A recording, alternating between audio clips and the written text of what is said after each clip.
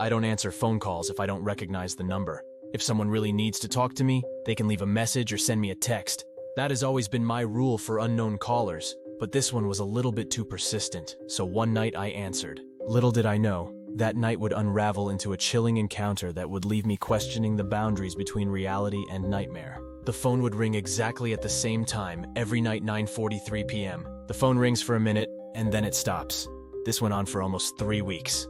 I thought about blocking the number, but before I did, I decided to answer. The caller was quiet for some time. After 10 seconds, I was greeted by a low, distorted voice on the other end. "Hello, do you know who you are?" The words were cryptic, hanging in the air with an unsettling weight.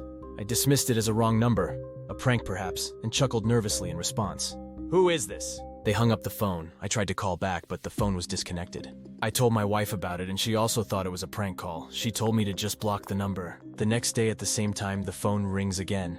This time a different number. I answered, and the caller responded in the same cryptic voice. "Hello, do you know who you are?" I asked him, "Who is this?" One more time, but the voice persisted, undeterred by my attempts to unravel the mystery.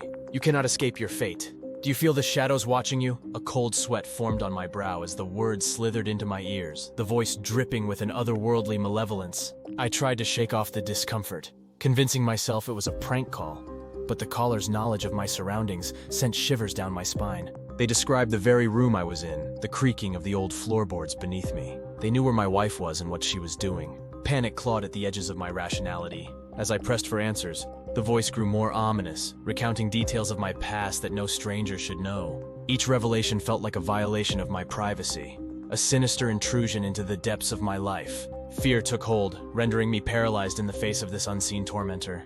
Desperation pushed me to the edge, and in a final act of defiance, I hung up.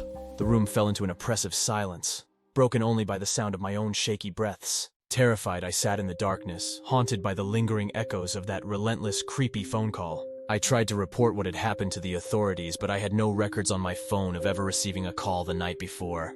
The number that I had blocked was gone, and all the calls that I didn't answer for 3 weeks too. I have not received any other calls at that time from unknown numbers ever again, but it's safe to say that I will not be answering if I don't recognize the caller.